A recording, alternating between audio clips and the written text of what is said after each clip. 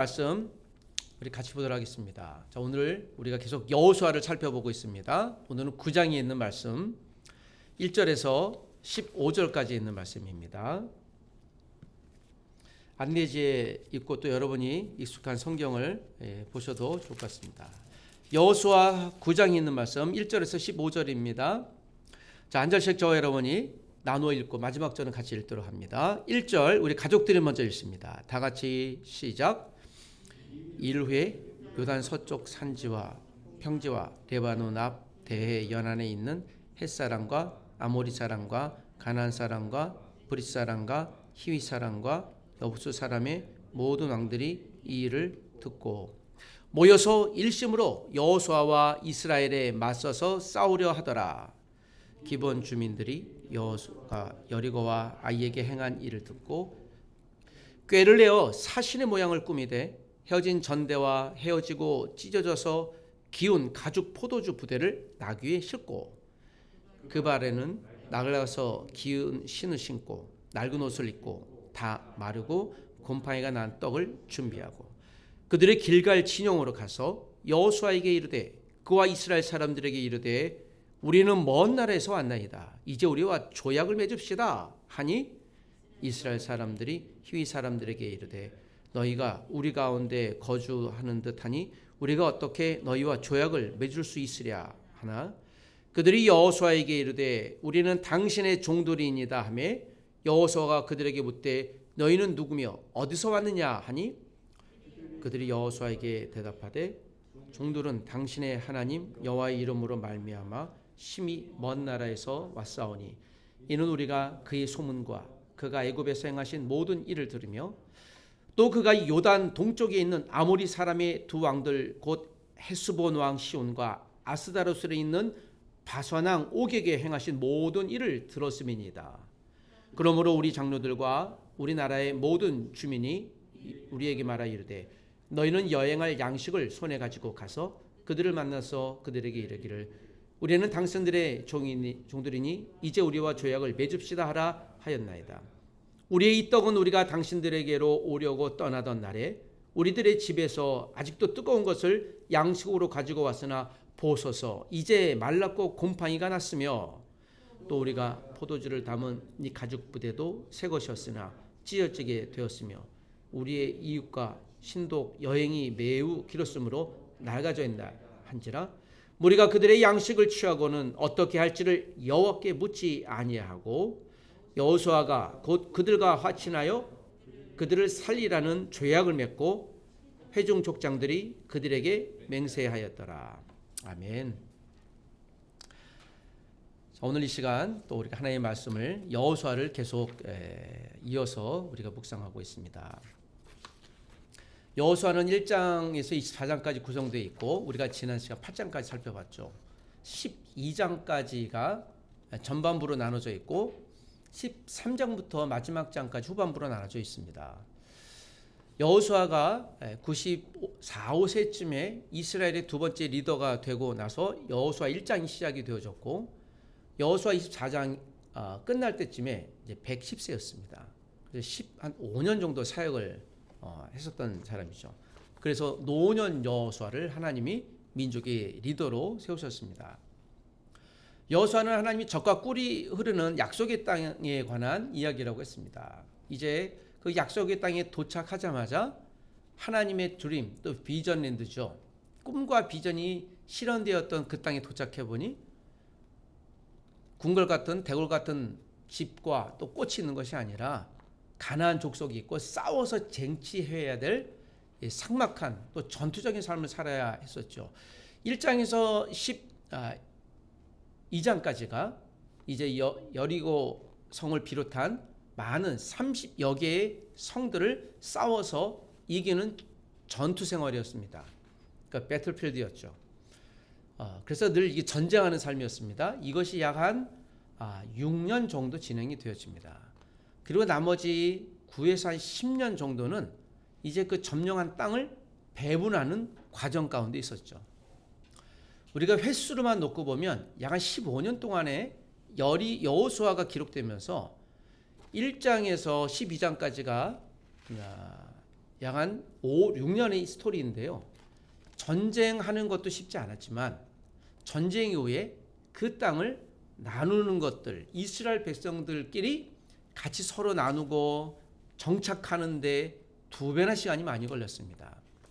여기서 여호수아 전체를 통해 우리에게 주시는 말씀 메시지는 우리가 눈앞에 있는 적과 싸울 땐 힘을 모을 수 있지만 우리가 전쟁이 끝나고 좀 평안한 시대로 들어가면 정착하는 데 2배나 걸렸습니다. 이스라엘 백성들끼리. 그리고 결과로는 보면 다 정착하지 못했습니다.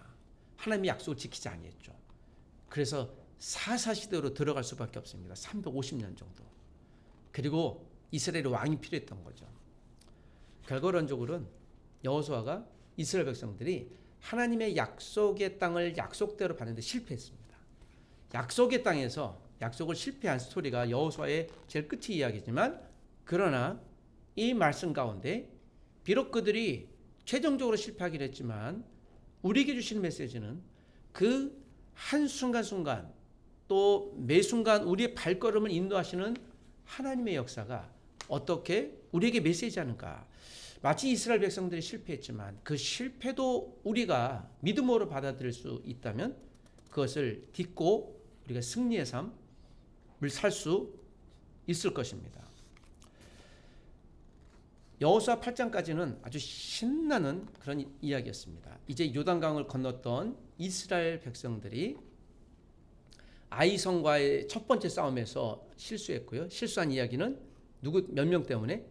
한 사람 때문에 이스라엘이 폭망할 뻔했습니다. 약 한 29번의 지금 전투가 남았는데 한 번이라도 지면 민족 말살이라고 했습니다. 그 지면 안 되는 전쟁이라고 그랬죠. 그리고 다시 이제는 한 사람뿐만 아니라 모든 300만이나 되는 이스라엘 백성들이 한 팀이 되어서 이제는 전진하고 싸우는 일이었습니다. 이제 긴장을 했죠. 자, 그리고 이제 오늘 9장이 시작이 되어집니다. 이제 단단한 마음을 갖고 이스라엘 백성들이 땅을 하나하나씩 점령해 나갈 때의 이야기입니다. 이스라엘 백성들이 이집트도 이기고 여리고도 무너뜨렸다는 소식은 이 가나안 땅이 순식간에 지금 우리가 스마트폰을 통해서 뉴스가 금방 전파되듯이 아마 쉽게 그리고 빠른 속도로 전파되었을 것입니다. 오늘 그 본문에 대표적인 한 예가 나오죠. 가나안 사람들은 원래 덩치가 좋아요. 그러니까 싸움도 좋아요. 자기들끼리 서로 싸움도 하고 땅도 쟁취하고 그래서 무기도 발달했고 호전적이고요. 골리앗이 2m 90이라 그랬잖아요. 그 블레셋 족속 가운데 그래도 막내예요. 이 바선왕 옥은 철침대가 4m라 그랬잖아요. 고고학적으로 발견됐을 때 침대가 4m니까 추측하기로는 아마 키가 3m 50 정도 됐을 것이다. 그래서 가나안의 거인 족속이라고 일컬었죠. 실제로 증명되었으니 이런 키가 3m 정도 되면 진짜 어마어마하겠죠. 제가 아직 2m가 좀 안 되니까. 자, 그리고 여리고 백성들 사람들만큼 호전적이고 싸움을 잘했던 한 부류가 있었는데 그들이 어떤 족속이었을까요? 기브온 족속이라고 합니다.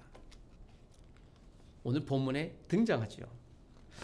1, 2절을 보면 2일 후에 요단 서쪽 산지와 평지에서 2일이라는 언제입니까? 이스라엘이 아이성과 싸워서 이기고 난 다음이에요.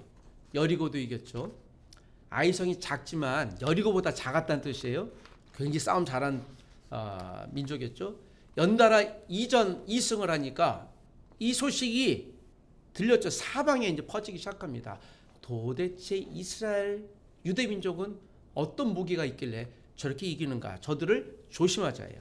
그래서 2일 후에 요단 서쪽 산지와 평지와 레바논 앞 대연안에 있는 헷사람, 아모리 사람, 가나안 사람, 브릿 사람, 히윗 사람, 여부수의 모든 왕들이 이 일을 듣고예요. 이 일을 듣고 모여서 일심으로 여호수아와 이스라엘을 맞서 싸우려 하니라. 이제 연합군이 형성이 되어졌죠. 그런데 여기서 우리가 지금 6, 7개 족속이 한꺼번에 뭉쳤어요. 사실 안 그래도 되는데 안 그래도 싸움을 잘하는 족속이었는데 그들이 이제 연합군을 형성한 것이죠. 누구와 싸우려고요? 이스라엘과 맞서 싸우려고 했습니다. 여기에 보면 히윗 사람이라는 말이 등장하는데요. 기브온 족속들이 이 히윗 족속이었거든요. 그 중에 히위라고 하는 족속의 동네에서 한 성을 할당받았던 기브온 사람들이에요. 그러니까 굉장히 호전적이고 잘하는 사람들이었는데 이 기브온 족속이 자 오늘 9장인 스토리가 시작이 되어지죠. 이들이 여호수아가 여리고와 아이에서 행한 일을 듣고 해요. 이들만 듣지 않았고 다 행해졌죠. 그래서 3절은 하나님께서 이스라엘 백성들이 이 싸움에서 이겼다라는 것을 소문을 낸 것이죠. 그랬더니 기브온 주민들은 4절에 꾀를 내요. 무슨 꾀입니까? 그것이 오늘 읽었던 이제 8절까지 이어지죠. 그들이 먼 데서 온 것처럼 몇몇 사람들을 꾸미고 음식과 옷을 일부러 헤어지게 하고 음식도 상하게 해서 우리가 멀리서 온 사람들이다. 왜일까요? 가나안 족속은 다 멸절하라고 했잖아요. 하나님의 약속입니다. 예, 우리가 그거 못해서 아이성에서 죽다 살았잖아요, 이스라엘이.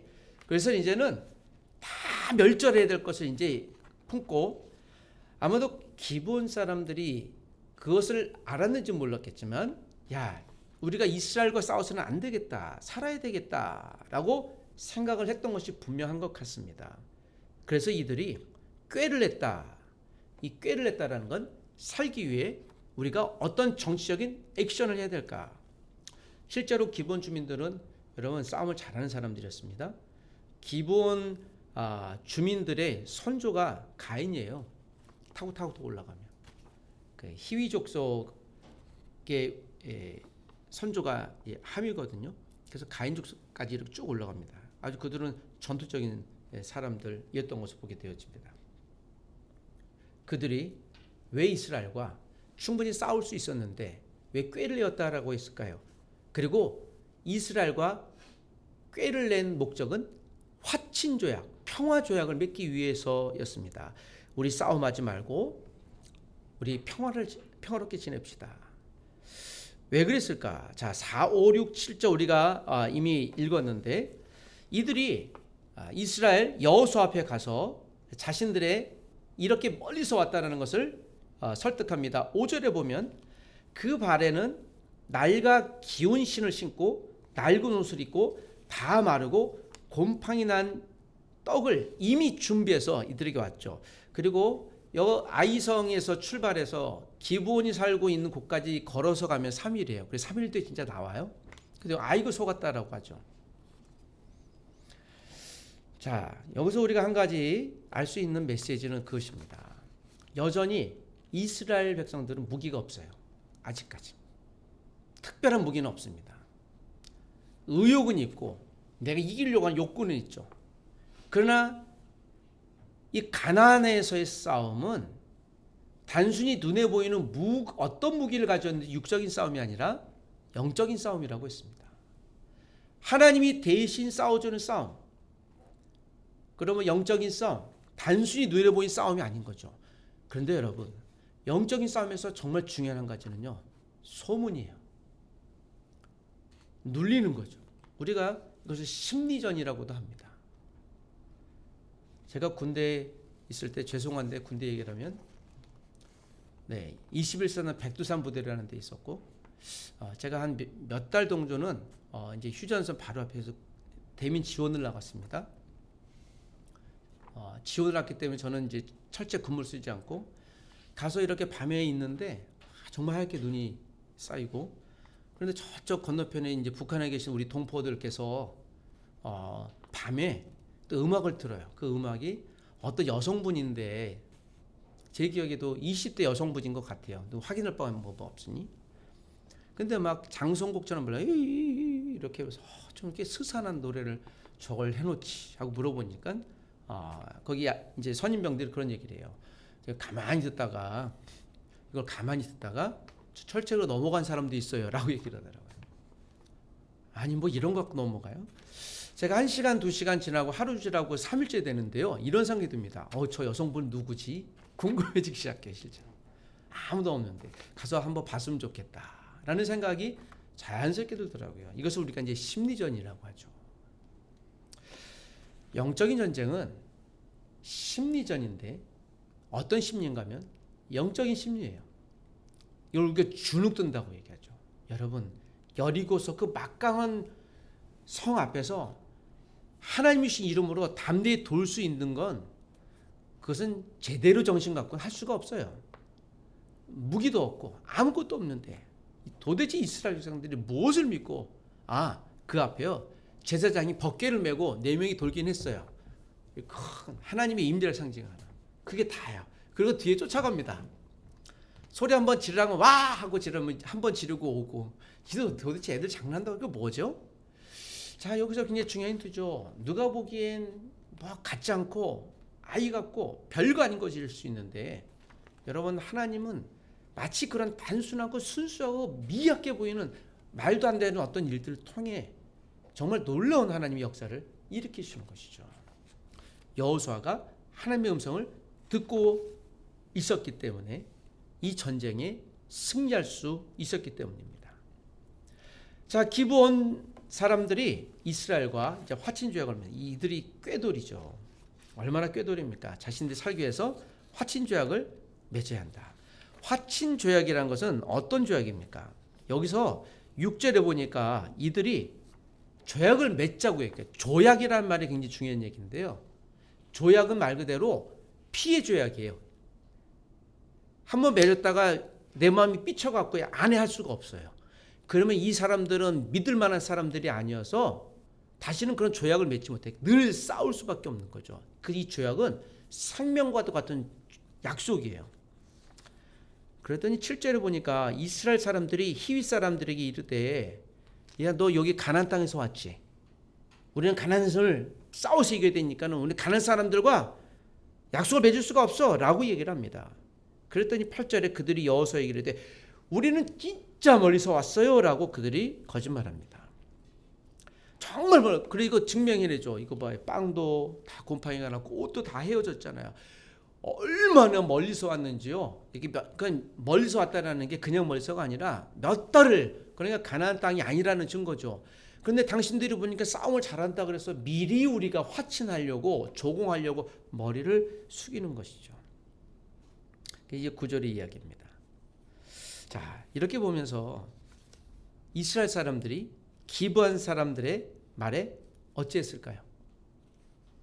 진짜 그런가? 11절에 보니까 그러므로 우리 장로들과 우리나라의 모든 주민이 우리에게 말하되 이르되 너희는 여행할 양식을 가지고 기브온 사람들이 이스라엘 백성들에게 그렇게 하라는 소리예요. 당신들과 화친을 맺어라. 이집트에서 하나님께서 10절에 보면 어떤 일을 행하셨는가 9절 10절에 계속 이야기를 하시고 요단 동쪽에서 아직 여리고를 건너기 전에 아모리 사람과 헤스본 왕과 아스타로스에 있는 바성한 옥을 모세가 점령했거든요. 이미 그걸 들었다. 이거 벌써 수십 년 전의 이야기거든요. 그러니까 여긴 정말 멀리서 왔나 보다 라고 자기를 강변하는 거예요. 속이는 거죠.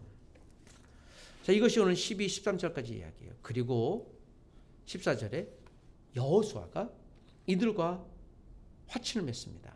어떤 화친을 맺습니까? 14절에 보면 무리가 그들의 양식을 취하고는 어떻게 할지를 여호와께 묻지 아니하고 15절에 여호수아가 곧 그들과 무엇을 했습니까? 화친했습니다. 뭐 그럴 수도 있지, 뭐 족속 하나 살려주면 어떨까요? 여기서 15절이 또 굉장히 중요한 단서입니다. 이스라엘 백성들이 아니라 여호수아가 다시 등장해요. 기본 족속들과 그들과 함께 화친했다는 것보다 더 중요한 여호수아의 메시지는 15절에 여호수아가 그들과 화친하여 그들을 살리라는 조약을, 약속을 맺어버려요. 약속을 맺지 말라고 그랬는데 여기서 여러분, 기브온은요, 기브온 족속은 사단의 전형이라고 볼 수 있어요. 우리 아이성에서 실패한 건 내부적인 분열이었어요. 한 사람이 훔쳐서 실패했죠. 속인 거죠. 그런데 여러분, 사단은 내부적으로도 역사하지만 이제 외부에서도 쉬지 않아요. 여러분, 사단이 영적인 존재이기 때문에 배고파하지도 않습니다. 졸려하지도 않아요. 불면증도 없어요. 밤새도록 돌아다닙니다. 낮에도 열심히 일해요. 얼마나 열심히 일하는지 그런 땀을 뻘뻘 흘리면서 그리스도인들이 실수하거나 실패하거나 하나님의 생각을 못하게 하거나 분열시키거나 좌절시키거나 모든 액션을 다 하는 것이죠. 그래서 우리가 영이신 하나님의 능력이 필요한 거예요. 모일 때마다 성령님 도와달라는 기도가 그래서 필요한 것이죠. 도저히 기도하지 않고 성령님을 의지하지 않으면 잘 나가는 것 같은 날 그렇지 않아요. 기본은 사단의 대명사예요. 사단은요 외부에서도 이렇게 쉬지 않습니다. 속이려고 작정한 것이죠. 속이려고 작정해 버리니까 어떤 일이 벌어집니까? 제가 이전에 자동차 사고를 났는데 오래전입니다. 저는 가해자가 돼본 적이 이전까지는 없었어요. 올해는 이제 가끔 이제 두어 번 제가 사고가 나서 제 실수를 이제 처음 해봤는데 이전에 가만히 있는 제 차를 앞에 계신 분이 후진하다 제 차를 이렇게 접촉을 했어요. 더 놀라운 일은 그분이 나오시더니 저에게 이런 얘기를 해요.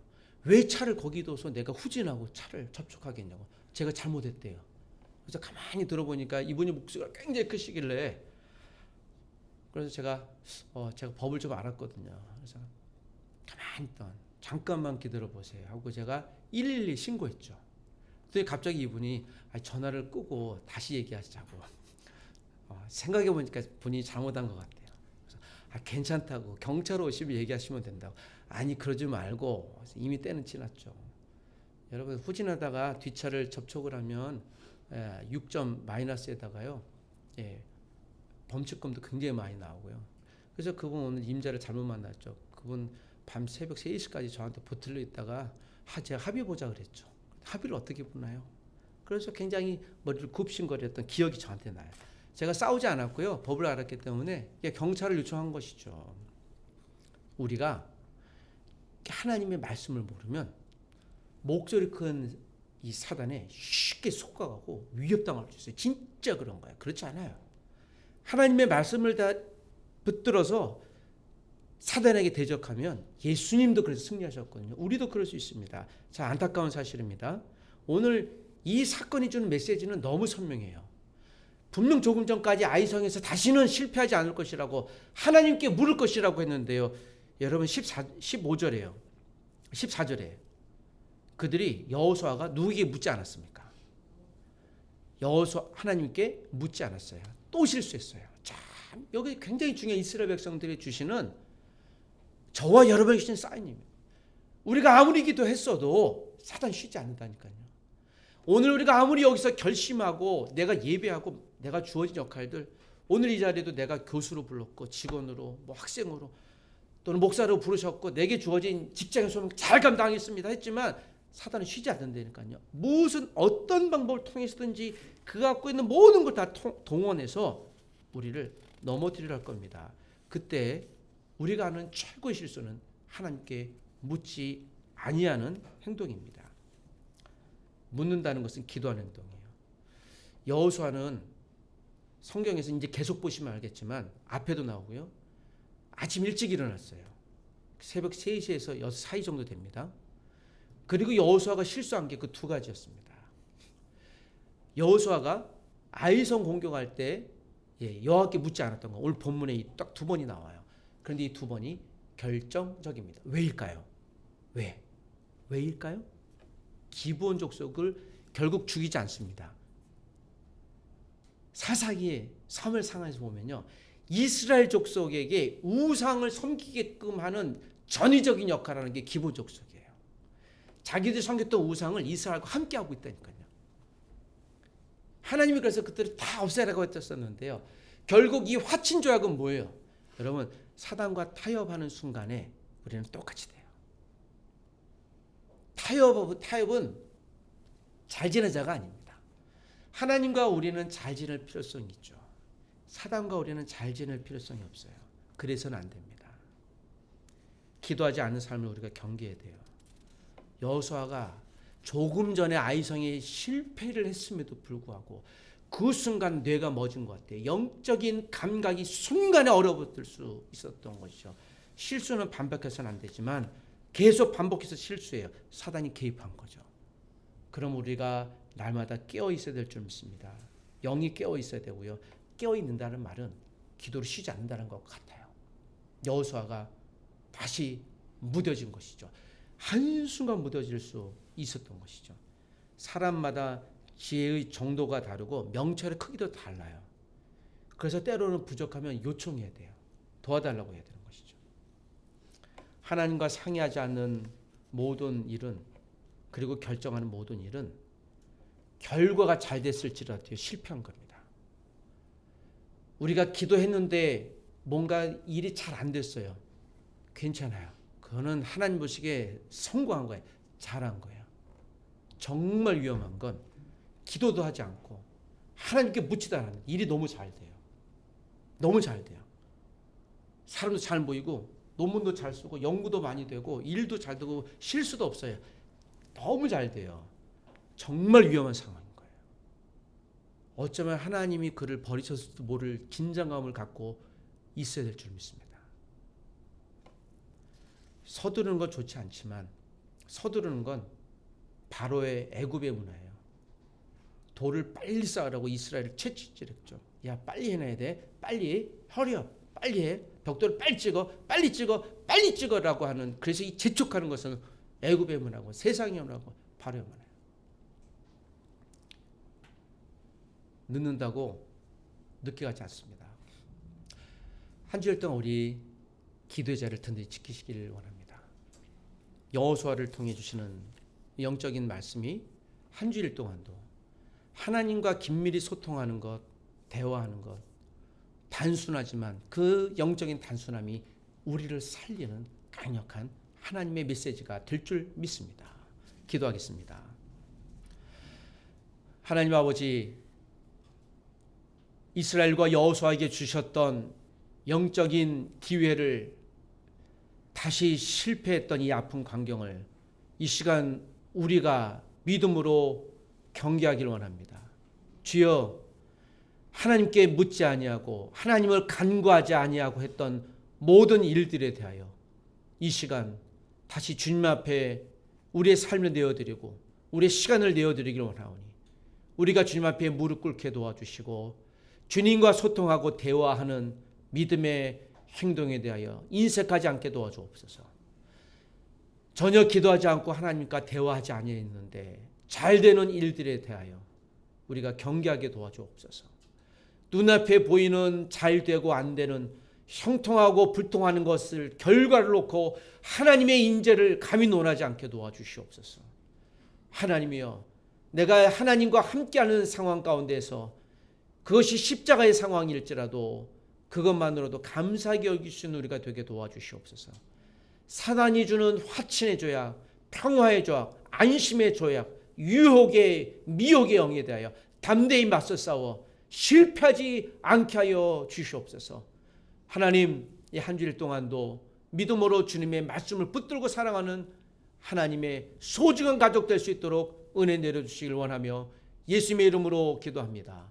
아멘.